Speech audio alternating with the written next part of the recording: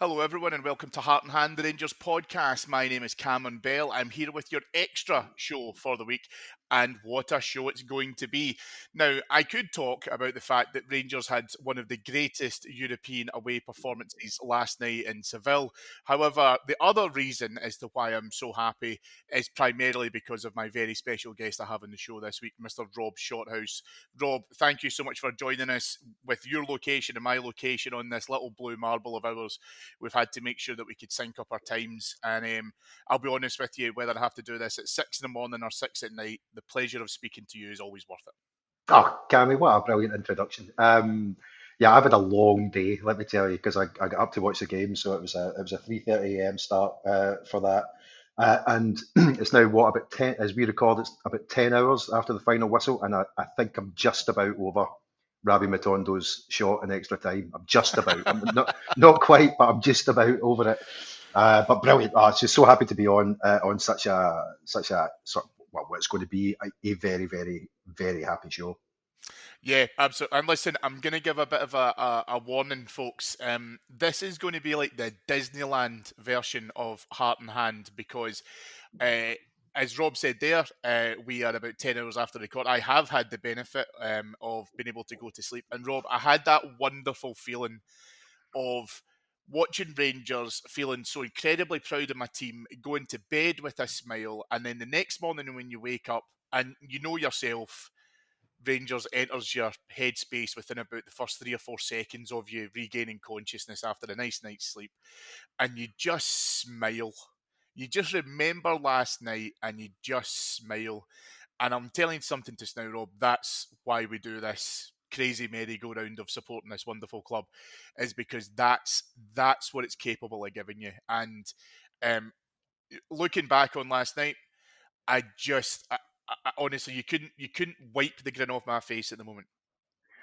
Yeah, look, we've been lucky over the past, what, 5 years to have so many wonderful Friday mornings because of the Europa League and how well we've done over the course of the past few years and all those amazing runs that we've had. But it's just unbeatable, isn't it? It's just absolutely unbeatable. And, I've spent the day attempting to work, but actually, I've just been watching the highlights pretty much on loop over and over again just because, I've been watching Rangers for over 40 years. And I've never seen anything quite like that in terms of result. We've never won in Spain against Spanish opposition, and I guess it was a little bit unexpected as well because we've not been at our best for the past wee while. So for us to pull out a result like that and to pull out a result like that when it really really mattered in a vital game away from home was just unbelievable. And I think it's one of those days when you're walking through Glasgow city centre and you can tell the Rangers fans straight away because they've just got these massive beamers on. So yeah, no, a brilliant day after a brilliant performance. Yeah, listen, um, I think, listen, you're completely right, and I think it's been interesting because as we've spoken about across the course of the last few weeks, right, and whether we've done it with an immediate reaction following a result. And we've dropped points, we've won games, in the dying moments. It's been a roller coaster. You look at the larger period, so we're, kicking the arse off halfway through the season now. But you look at our current state of play, and you say, well, we're still in a great shout for Europe after Christmas. Obviously, that was kind of settled a few weeks ago. Um, in that time, we've got to a League Cup final, which we're going to talk about for this Sunday's upcoming game, and we're still within touching distance of the league. So it's really funny because we are incredibly reactive, right? There's no way around that. I'm not going to apologise for the fact that we've done shows, both our free shows and flagship and extra, but also on our Patreon site. And listen, we've went on a bit of a journey, I think it's fair to say, in terms of where we've been at and this group of players, this new manager coming in, his team, his style, wanting to be able to try and implement that. But last night for me, Rob, I think just gives you that that weird range of emotions where going into the game, and I'm keen to kind of know your thoughts, right? Because we knew that, whatever happened, we still had a shout after Christmas. There was various discussions around well, it'd be good if we could drop into the conference. Could we go quite far in that tournament? If we were to stay in the Europa League financially, does that benefit us more? And what the various different permutations are. But a team that was really just kind of pieced together, given some of the key injuries that we've had, players who couldn't make it, players who weren't even selected for Europe. And yet, as you rightly say, we've been able to get across there and win against Spanish opposition. And technically, I think we now own Real Betis since we've been able to beat them home and away. It's just, I mean, it's crazy. It's just absolutely crazy. And as that game unfolded last night, we went into new levels of loopiness. Yeah, I look. I mean, I'm sure I'm not alone in what I'm about to tell you, but even though we'd guaranteed European football after Christmas, and it was going either in the Europa League or the Conference League, I'm pretty sure there would be a lot of people who are listening to this now had started to resign themselves and start having those arguments with themselves about, well, Sunday's the game that matters, and what happens tonight will happen, and well, at least we've still got the Europa League, and maybe the Europa League's going to be better for us, and all those kind of things you say to try and justify, what you think might be a bad result in the post. And I was absolutely like that. I was speaking to my best pal Craig last night, and both of us were saying, well, let's just make sure we take care of Sunday and whatever we get tonight, but we still got the Conference League. But by God, when we scored that first goal, I wasn't thinking about the Conference League. I'm thinking about, how do I go into Skyscanner and try and find some flights to Dublin? It's just so funny the way that you go from, an air of resignation. You're trying to tell yourself you're not really that bothered about the game and everything else. And then we score a goal and everything changes, and you're just 100% fully committed to the competition that you're in. So it was brilliant, and what a crazy game as well. Eventually, I think about 10 minutes into the second half, bearing in mind this is sort of 5:15 in the morning or something, I took the dugout. I took the dugout for a walk because I just couldn't bear watching it anymore. I had to take a break from it because I was so anxious. Crazy game. That first half in particular was absolutely bananas, and we got the goal and we went through. So yeah, what a tremendous night, and I'm just so happy for the team and really really happy for the manager, Cammy. Yeah, I am as well, and I think what's interesting, because let's get into it, right? Because I mean, let's face it, we all want to be able to try and see what the kind of the ups and downs of last night were. We are open and honest on Heart and Hand, so we're not going to turn around and say, yeah, listen, it was all absolutely brilliant. There's definitely a couple of points to pick up, but you're talking like 2 points out of 100, and the other 98 are all phenomenal. But as you rightly say, Rangers took the lead through a fantastic finish by Abdallah Sima. We're going to have to give him a special mention, Rob, in terms of how brilliant this guy has been. He scored some great goals with us in terms of through the I suppose really the opening third of the season, and then he did a very very unselfish role across in Prague, where it was asking about being able to try and play a little bit more defensively. Went off the boil a little bit in terms of goals. That's fine. That's not a problem. It's not a crisis. It's just, we get players who go through purple patches. However, he's absolutely rediscovered that form. And I think it's fair to say, after a bit of a calamity at the back by Real Betis, not us, by Real Betis, ours would probably come a little bit later. But it's fair to clear their lines. We're able to kind of press forward with the ball. Dessers, not necessarily with the greatest of touches and control. However, Abdullah Sima is in the absolute right place at the right time. Sweeps it home with a fantastic right foot low shot. Rangers are 1-0 up, and all of those things that you talked about, those permutations and what you would like to do, what you think the best paths were because you were expecting to be turned over, have all now gone out the window. And like you say, if you're anything like me, you're on your feet screaming, celebrating, even though the surprise, I think, was what took me away. Yeah, I mean, it was a surprise, I suppose, because it happened quite early in the game. It was a wonderful finish, just so instinctive, that he's got that brilliant ability to just find a corner, without thinking about it. He just strikes it, doesn't even need to look, straight in the corner. But the goal itself, I mean, you're right to point to the sort of defensive mistakes from Betis, but from Tavernier, that little sideways header that knocked into the path of McCausland, and then McCausland doing that gliding thing that he does, just really sort of pushing forward.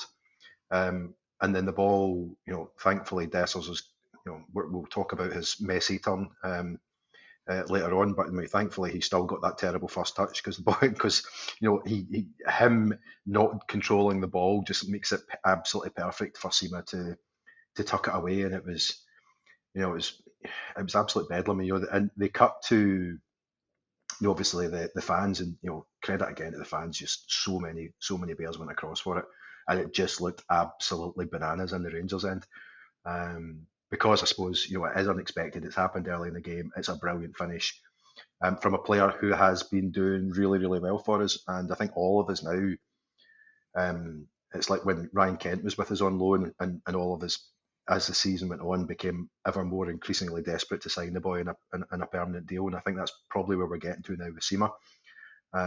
It would be such a shame if it was just one season he had with us, because he's terrific and he brings so much to our game. It's obviously the way that the manager likes to play, but he can finish, he can press, he does a brilliant job defensively.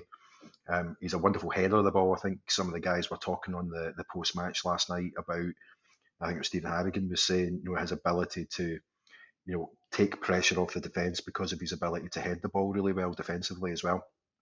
So he's a great, great talent, Cammy, and as I say, I think all of us now are just, thinking about the extra cash that we're getting from qualifying and thinking, just spend a lot, spend absolutely everything on Sima and get him signed up, because I think he's just terrific. Yeah, listen, it's as I said, and I give absolute credit to Kevin Armstrong of this here parish, because he was one who came up with the insight around that role in Prague that he played. Incredibly himself, a brilliant teammate. And I totally get that, and I think that's exactly as you say there. It doesn't necessarily just need to be in Prague, because we've seen it elsewhere in his game. He absolutely contributes to the team holistically. And the phases of the game, when you're in the 90 minutes and, you maybe need to sit in a little bit more, when you can go on the stretch, when you can get the ball. And he's done this plenty of time as well, Rob. If we're leading and we're in the dying embers of the game, he's happy to take the ball for a bit of a run. He's happy to go chase it. He's happy to go down cul-de-sacs. And it is very similar to what we saw in the kind of early days of Ryan Kent. I think that's a brilliant comparison in terms of some of the work that's involved within there as well. Um, and and listen, I'm not going to blame Ryan Kent for this, right? Because I understand why it happened, but Kent used to beat himself up because he was always landed with that whole, well, his numbers are shite and he should have got more goals and blah blah blah, what have you. And Sima, I think, just has a little bit of a different approach to it, where, like some other players that we've mentioned, Danilo in particular, if he doesn't score a goal, it's not a problem. It's not a a poor game. It's not a poor performance. He knows what he has to do, and he's multifunctional. So yeah, listen, absolutely.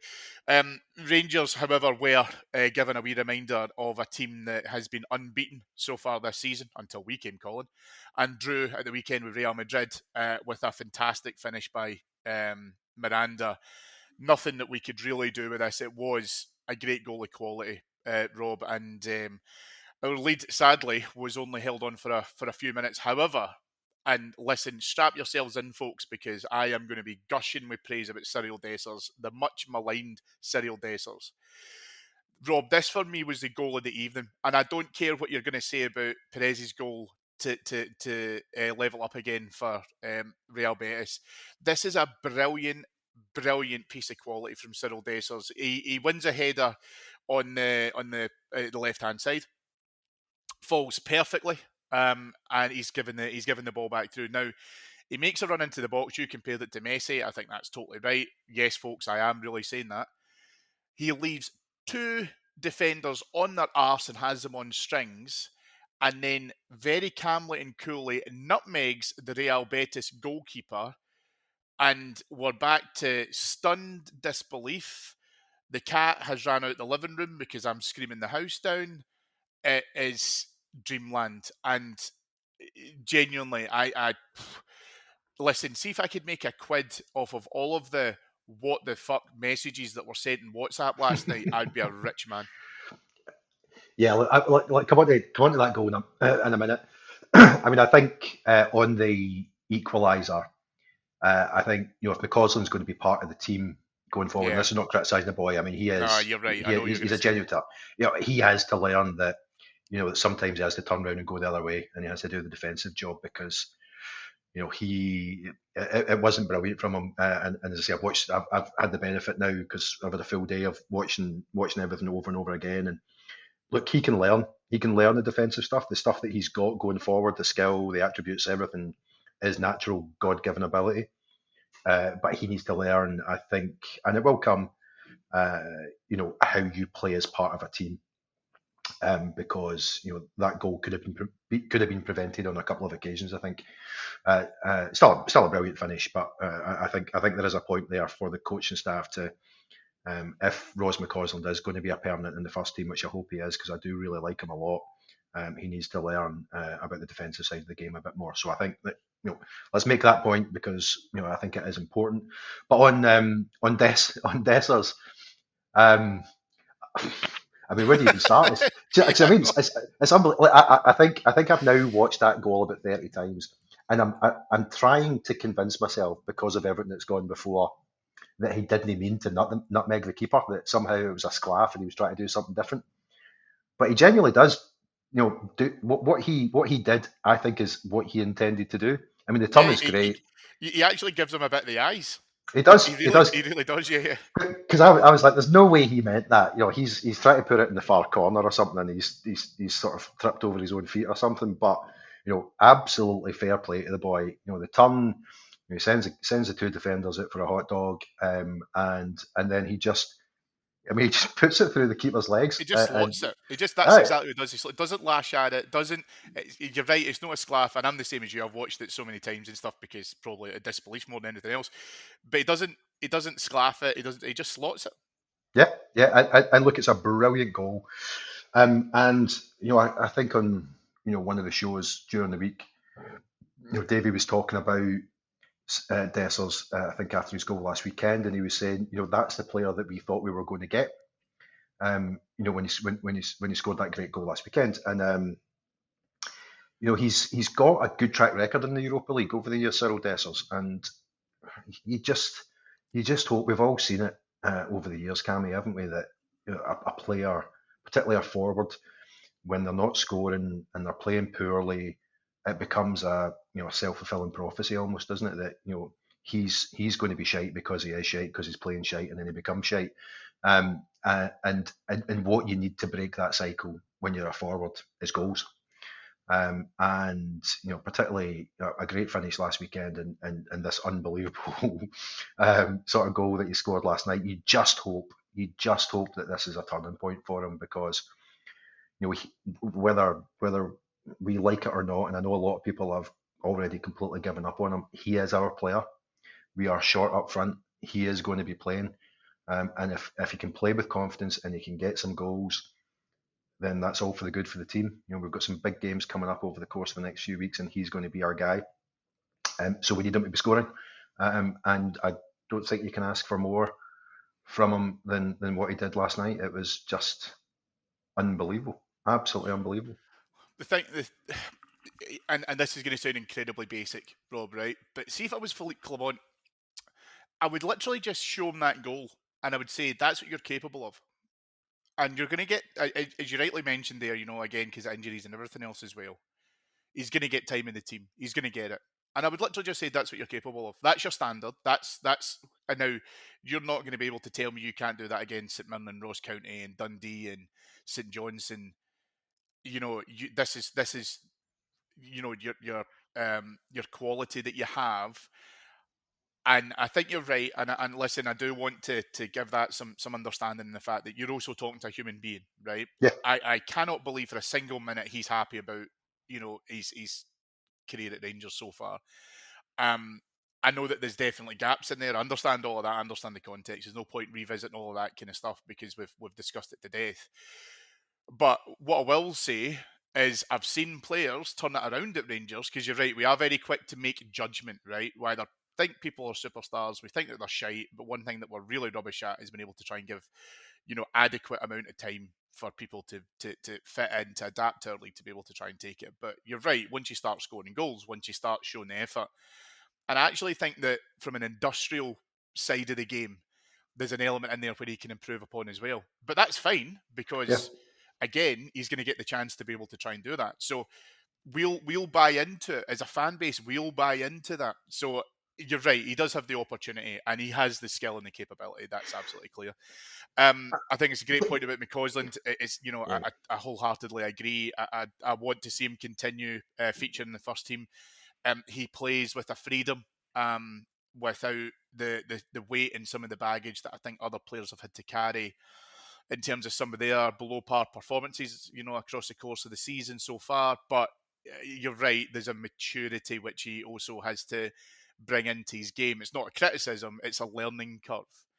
And It once he is. once he adopts some of that within his game, he's definitely going to be able to add it in to probably enhance his approach to games within certain phases, within certain periods of the game, for example. Yeah, exactly. As I said, Cammy, that's about learning your role within the team. His ability is not in question. You can't teach somebody to do the things that he can do when he's going forward, but you can teach and you can coach and you can bring somebody on in terms of their defensive abilities. Because he's what is he 20 or something? It's not as if he's lacking in youth and verve and fitness. The ability to sort of track back and everything else is something that he'll absolutely be able to do.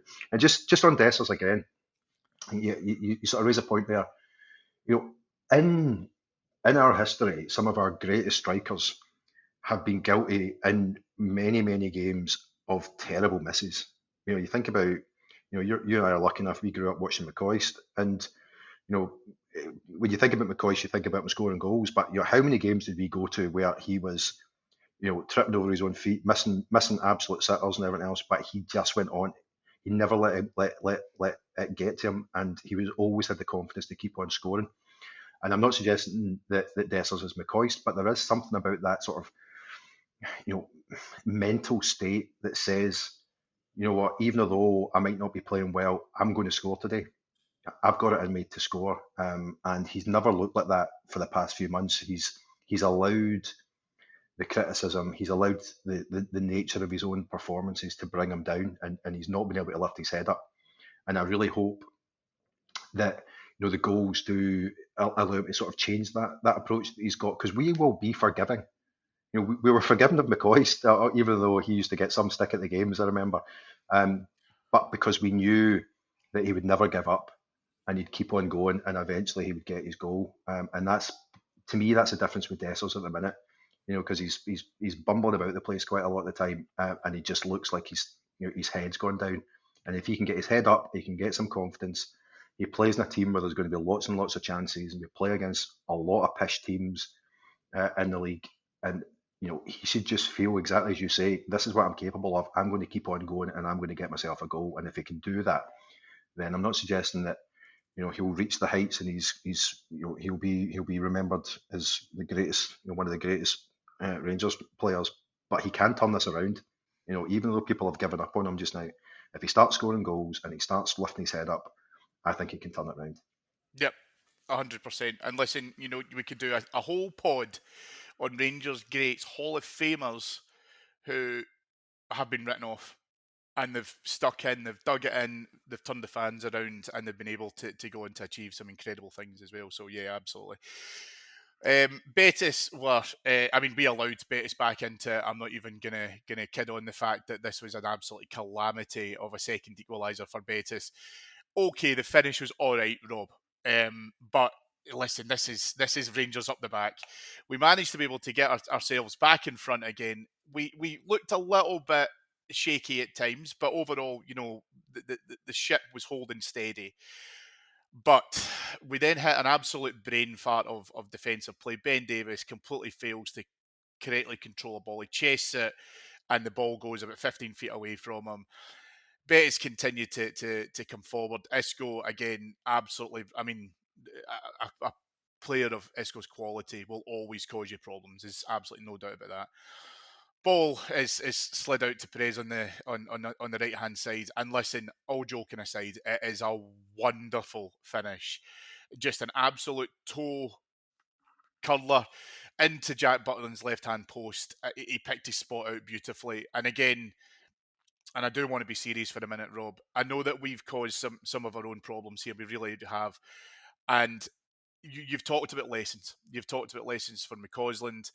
I think this is a lesson for the whole team, especially going forward in this tournament, and the fact that you have to find that fine line between respecting your opponent but also being able to implement your own plan and your own design. And if you're going to cause your own mistakes and shoot yourselves in the foot, that's one thing. However, you're going to be playing against players who can open you up and players who can finish superbly. And this second goal for Betis, for me, encapsulated that. We can do better in terms of dealing with that. There's absolutely zero doubt about it. But give them even half a chance, a quarter of a chance, a sniff, and they can damage you. And you're talking about Jack Butland too. I mean, player of the season so far, Yeah. undoubtedly. But a wonderful finish. You have to take your hat off to that. Look, a wonderful finish, and actually, when you sort of move forward from the mistake from Ben Davies, it's actually a lovely sort of well worked goal. They pass it about lovely, and the ball into Perez before he finishes. It's lovely as well. So, I mean, it is you know a nice goal, I suppose, to look at, but Ben But you're raging. Davies. You're watching it, you're raging I'm because, absolutely furious. Yeah, yeah, because because you're saying we've caused all this. We have. And it's a great finish, but we are the perpetrator here. oh yeah, and look, look, Ben Davies makes a mistake, right? That can happen. Um, but he has a chance to fix it by booting the boy right up in the air, um, which he doesn't take. He sort of, I don't know what he does. He tries to recover, but is nowhere near it. And from that point on, it's just completely lost. Ben Davies is an interesting one. He is at times, really great at bringing the ball out of defence, and he's got a nice touch and all that kind of stuff. But I mean, he just has an absolute calamity here. And as I say, boot it out or boot him up in the air or do something to try and stop the flow of the attack. Don't just let it go. I mean, if you take the boy out, he'd probably get booked. But take the booking for God's sake. Don't just allow that to happen. And we've seen we've seen so many goals, I suppose, over the past couple of years, where we have caused it by our own mistake or sort of bad position or whatever the hell it is.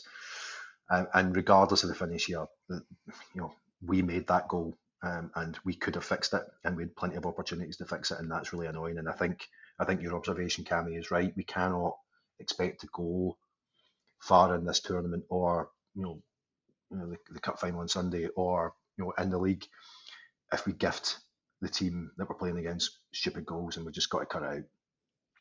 Yeah, I think that's fair. And as I say, we wanted to be honest in terms of where we're at. We can't dance around the fact that we can tighten things like that up, Rob. And I think Davis, I've been guilty of both praising him but also criticising him in terms of his position.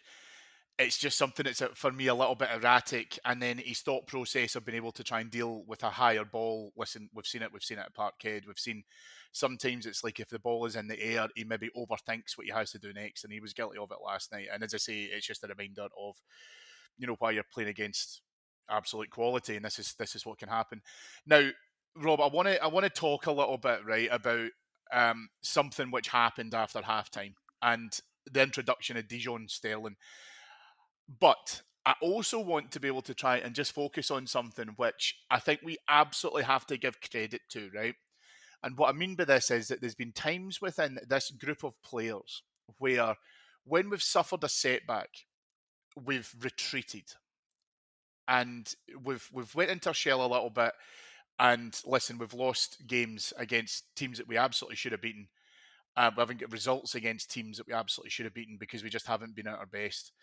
This team went ahead twice, conceded twice, went in at half time with it could have been said that the heads they could have went down.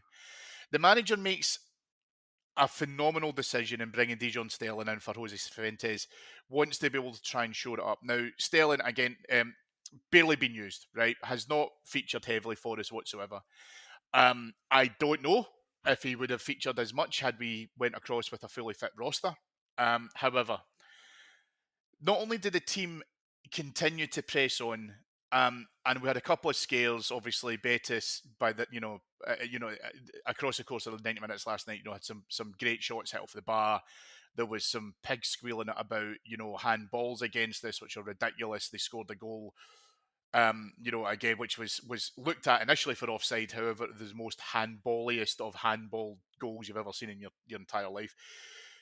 But this team didn't capitulate, and I think that's really, really important as a point to be able to try and draw out, because, and we're going to talk about this obviously very shortly in terms of looking with one eye towards Sunday, but also next Wednesday. This is where you don't need to be a victim. You don't need to turn around and say, "Oh well, we did have a chance, but it's all over now."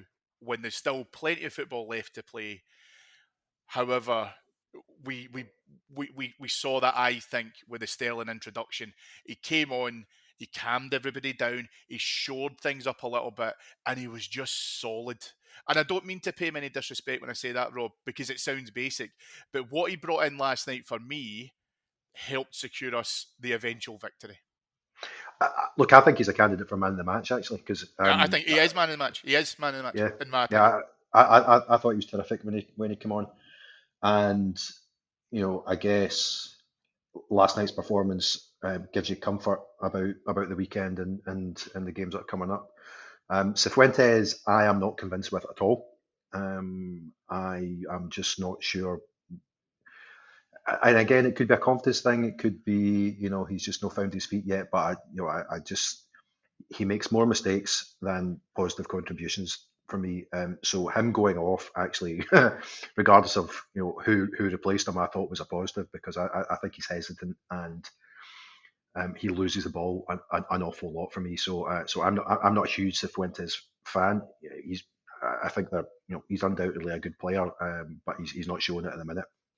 But your point about mentality, I guess, is what we're saying here. And like like we're on a group chat, and the thing that I moan about most is the mentality and the sort of leadership qualities of this team, because I think the evidence points towards the fact that any time we've had a chance to push on, big games, we've let ourselves down because the mentality hasn't been right. We just don't seem to have that mentality that says let's be absolutely brutal about this, and let's be relentless, and let's just be completely focused on winning. And I do think that regardless of how this season goes, that needs to be tackled. I think the dressing room mentality is still not right. That being said, I think the manager has undoubtedly had an impact on it. He's a terrifying big swine, so I wouldn't like to go into the dressing room and face him if my head had dropped. But he has, I think, brought a bit more steel to the team and a bit more understanding, that we need to go out there and win games. And I think, that performance in the second half, we probably wouldn't have got before Clement came in, because we can only talk about what we see with our own eyes, Cammy, and we've seen so many examples of when things haven't been going our way. The heads have gone down, and then it becomes just the inevitable waiting for the goal to come against us. So there was no evidence of that last night, and in fact, as the second half went on, regardless of they had chances and everything else, we just grew in confidence, I think, and the goal when it came, I think, wasn't a surprise. No, it wasn't.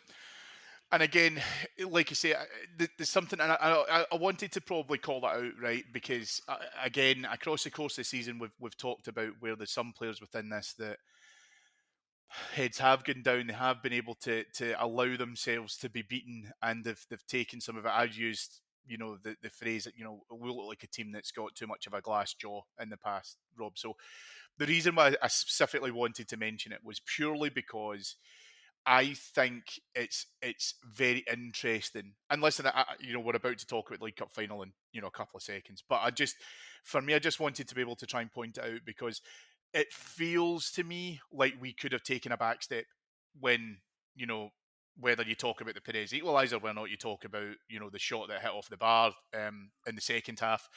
You talk about the potential disallowed goal because of handball, the penalty claims, etc. Because they were pressing us, right, but we didn't collapse, and I think that's one of the most important things. But the winner came from the walking wounded Kemar Roofe. He had come on about 15 minutes beforehand for Cyriel Dessers. It was a double sub for Rabbi Matondo coming on for Ross McCausland. And Matondo had a little bit. I mean, listen, you mentioned earlier on about Matondo's, shot that I think is still travelling, but we won't focus too much on that. He does have a bit of a fresh air swipe at this, but Kemar Roofe showing the instinctiveness that he's shown on the fleeting appearances that he's had across the course of this season, and he has scored winners for us, by the way, already this season. A fantastic goal to be able to try and just sweep home from, I think, the sum total of about 4 yards out.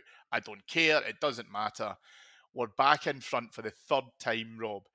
And despite everything that we've just said in terms of shots off the bar, in terms of how much we were getting it taken to us, and again, those disallowed goals and penalty claims, weirdly, it felt for me like as soon as that went in, we'd won it. I don't know why, but it did. And I know everyone was going to say it at that time, and I listen, it's great saying this the day after. Those 10 minutes were long, I'm not going to lie, but as soon as that went, I thought, there's no way we can now lose this. There's no way we won't take everything out of this game now. Yeah, I agree. I was the same. Once the goal went in, I just didn't see us losing it, which is, I suppose, goes back to your previous point, Cammy, about the mentality. There was just something about that performance that I thought, we've got the goal, we've got our head, and I think we're going to win.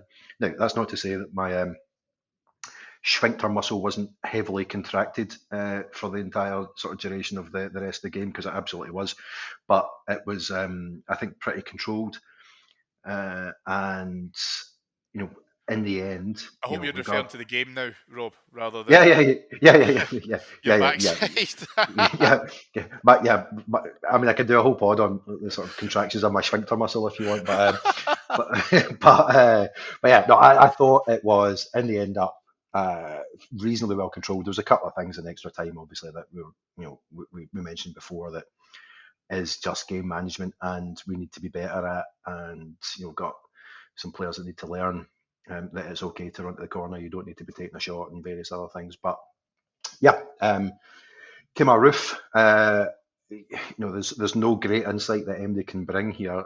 He is a brilliant striker. He is a brilliant finisher. Andy Little said on RTV about the finish, he does everything absolutely perfectly. He hits it hard and he hits it down into the ground, and that just makes it basically impossible for the keeper to deal with.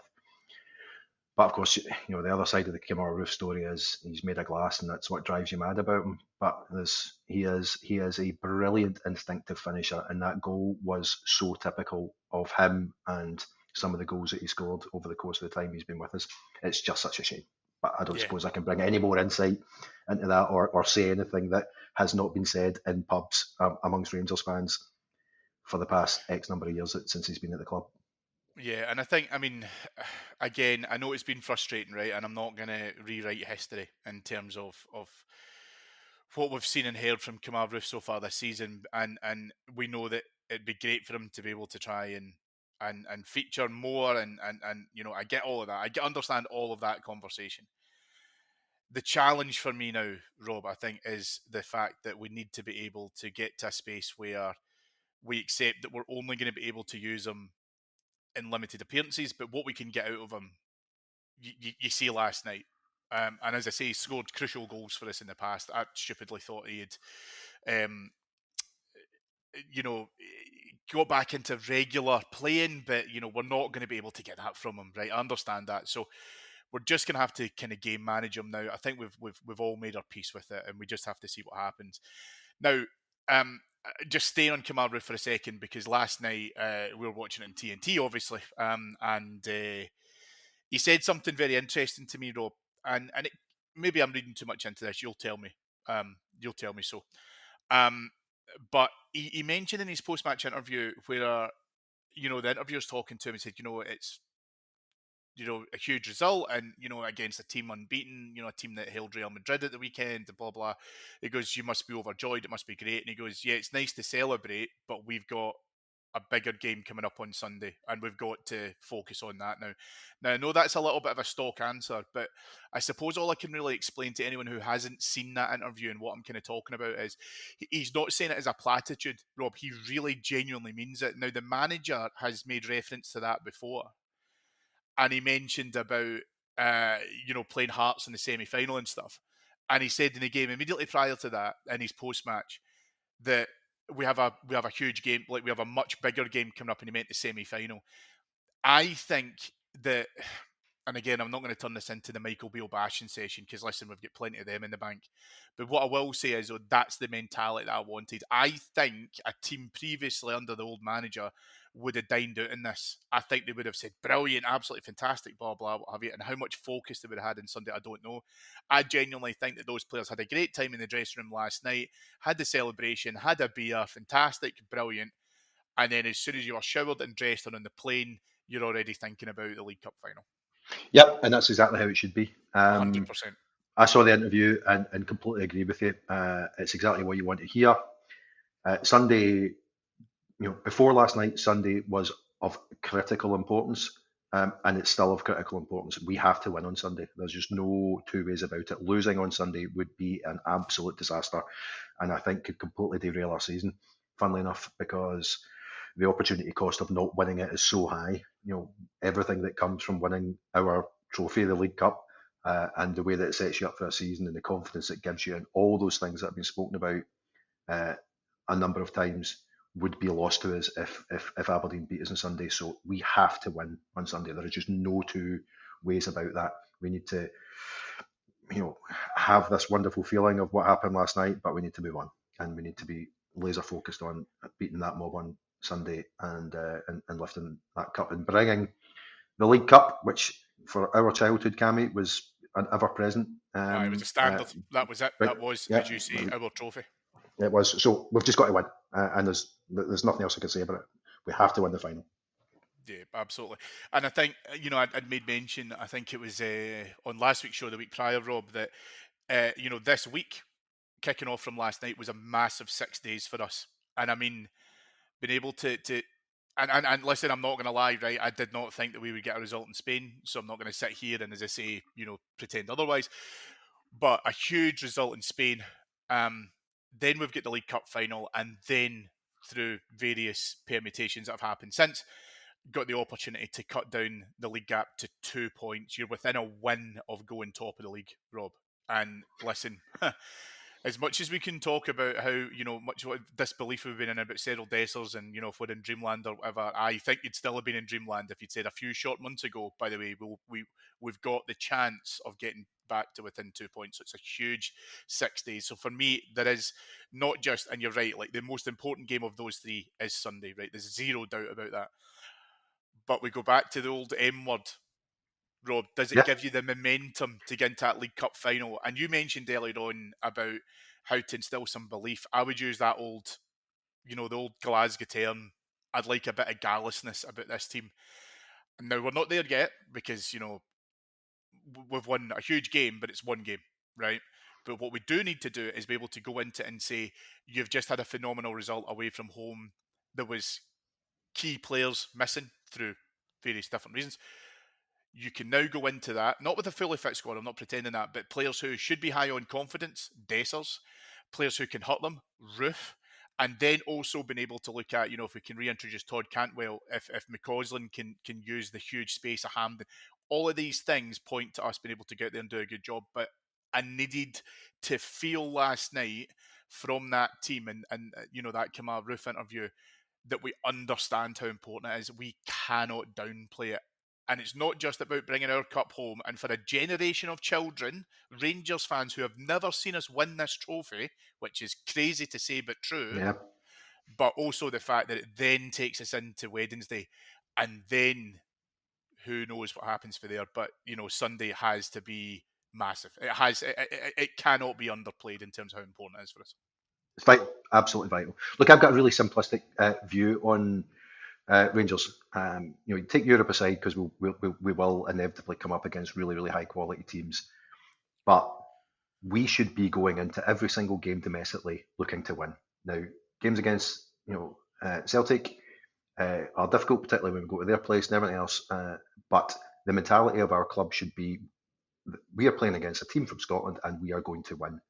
And we've lost that over the course of the past wee while, and we bring it back. And if we can bring it back, we will be successful again. And I just cannot stress that enough. We have better players than most teams, and we have better players than Aberdeen have. What we've allowed ourselves in the past few games where Aberdeen have beat us and everything else is we have not matched their commitment, we have not matched their desire, and we have not had a sense within ourselves that we're going to win.